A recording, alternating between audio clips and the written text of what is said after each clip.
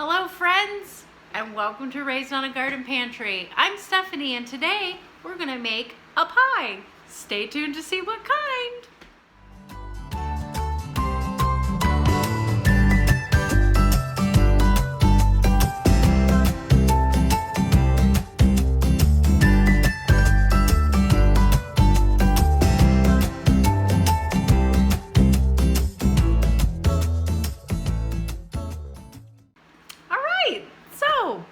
I went to my neighbor's house the other day and I picked blueberries with my son and talked with my neighbor. I didn't get any footage of me picking the blueberries because she was there and we were just having a great time, and I didn't think it was, whip out the camera. But we picked quite a few blueberries and we're going to make this new pie, a blueberry custard pie. Now, I usually make regular blueberry pie and I love it, and I make it like with a lattice on the top. And sometimes I've made it with a crumb top before too. But I saw this pie and I'm like, that looks really, really good. It kind of reminds me of a pie that my son loved, a rhubarb custard pie. So we're gonna give this one a try. So let's get started. All right, so here are the blueberries that we have here. These are the ones we're gonna use. I'm gonna make 2 pies, so I'm doubling the recipe, but this is all we picked. And they're really, really, really good. And let's get started. Okay, we're going to start with 6 eggs. I don't have my garbage bowl, my composter bowl here. So we need to have 6 eggs. We'll get those in there. All right, we'll have our tablespoon of flour. Put that in there. And then we need a cup. Oh, we need 2. I'm sorry. Don't listen to the measurements because I'm doubling the recipe because we have a church potluck tomorrow. But I will leave the recipe for the single pie in the description below. So don't worry to try to write it down. So we're going to add our sugar. I won't even say the measurements because I don't want to get you messed up. All right. And then a teaspoon of vanilla. Put that in there. So it's about, okay. I shouldn't say the ingredients. I said I wasn't going to say it. That's probably good. And a dash of cinnamon. Now, I do use cinnamon in my regular pie when I make it as well. I did it by accident once. It was really good. I don't remember why, but I did. Okay, so we're going to get this really mixed up here. Okay. And then we need some evaporated milk. Shake this can up really good. Pop it open. I wasn't very prepared. And we're gonna put this in here. I don't know. There. Get that in there, and we're gonna mix it really well. So what we're gonna do is mix this really well, and then I'm gonna get the pie crust out. And I'm going to put the blueberries on the bottom and pour this on the top. Now the original recipe. Here we go. I'll just work with 1 pie at a time. All right, so we're going to put our blueberries down on the bottom. Oop, I see a stem. That happens.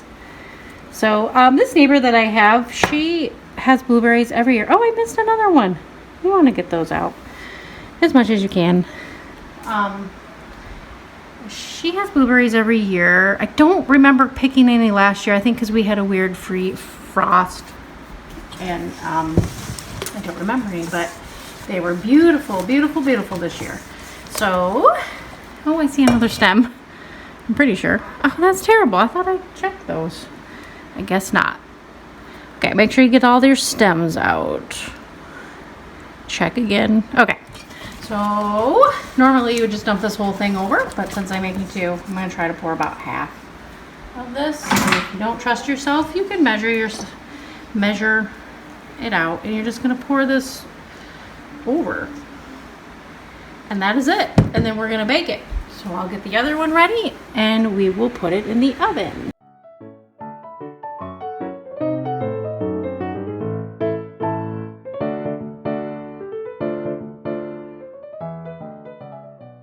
Okay, so this is funny.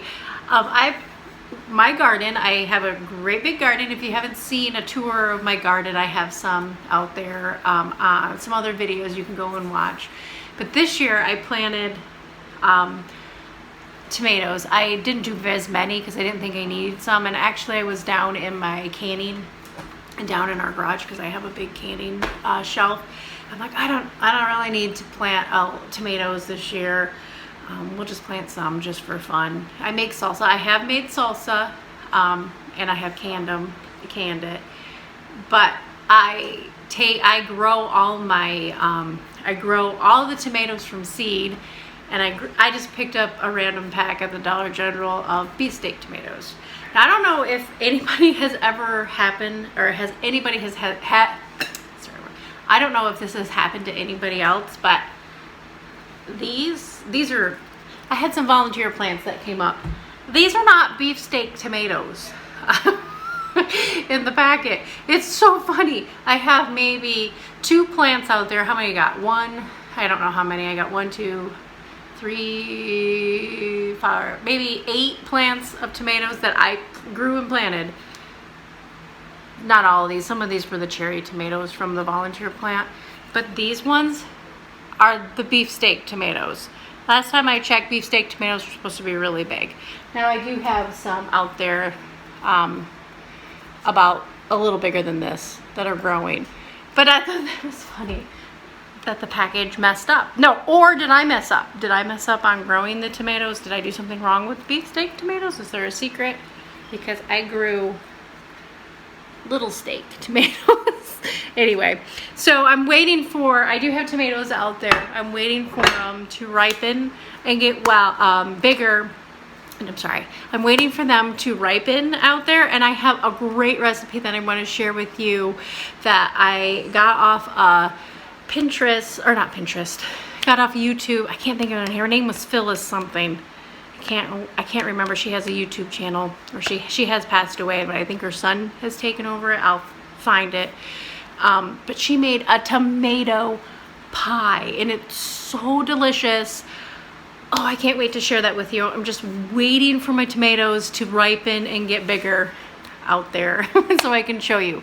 But since I made 4 crust, what I'll do with those other 2 crusts that I have in there, I will put them in the freezer and then defrost them and make them. And when those tomatoes are finally ready. So here they are. I've taken them out of the oven and they're looking really good. Let me show you here. I think they're good. They're, you know, when I got them out of the oven, they were really puffed. It puffed up and then it settled down. So I think they're going to be good. So you're going to want to let those completely cool before you eat them. I might not even try them tonight. We'll see how I feel. They need to cool at least for 4 hours, I would assume. So it's 5 o'clock right now. 6, 7, 8. I don't know if I want to eat a piece of pie at 9 o'clock tonight, but I might try them in the morning, because one of them we were going to keep home and take the other one. And I did make another pie in there that I didn't record. It's just a custard pie that I'm going to take to the church potluck. But yeah, we'll see how I feel in about 4 hours. I might try them tomorrow morning. So it just depends. Okay, let's try this pie.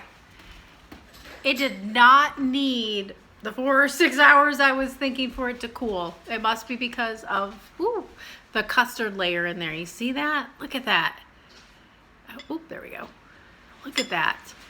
Now, we just finished up our dinner, and everybody else has had their pie, and I have not had mine. So, but here we go. I'm going to taste it. Oh, let's get some of that custard. And the blueberries. Here we go. That's real good.